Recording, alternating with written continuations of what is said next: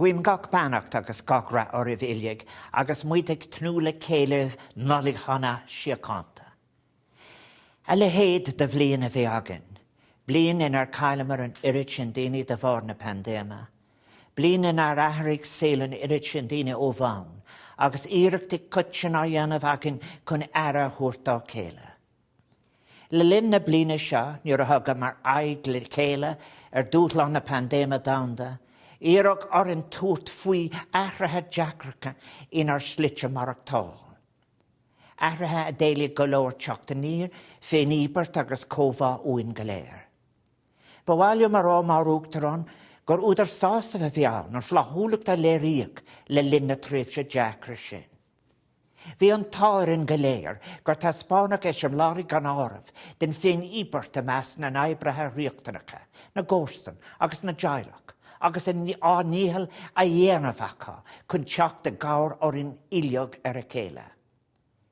Nuair is muoinimiid le linn an alag ar a bhfuil tar éis tárló, le garad, is féidir spridna de lúfartíochta a bheith mar réalta solas agan agus muidig dul drón a bhbliana, a meid dúthlan roin inte, ach a meid ábalta tuairt fuatha le misnach mar jaall agus mar thora ar a bhfuil déantagan i ggóla na céile.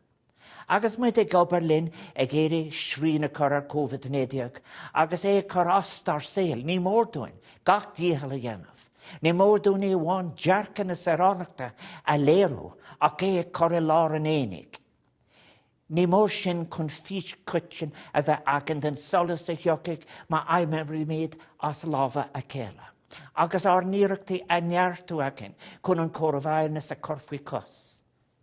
Mas mín linn ón de lúfartíocht a sprága, ní mórdún ar nói leocalach daoine eile hiiscint. Ba bhlíon dúchlánach fes a fethe dúin go léir. Madar le grúpi leocalacha áfach mé díoch túncar COVID-19 as cuimse.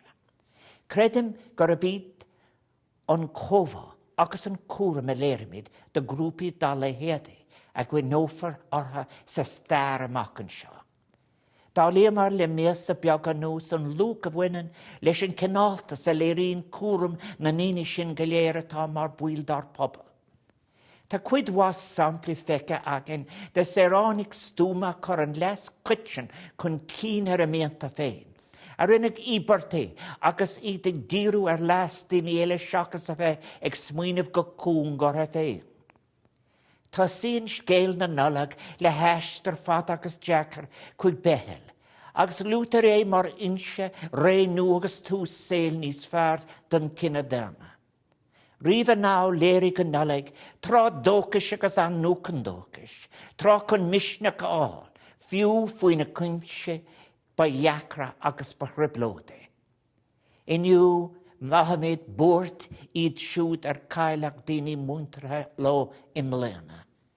Reinimid freisin a grá lo siúd ar ahraí agus saoil agus a slí marachtála ó bhain.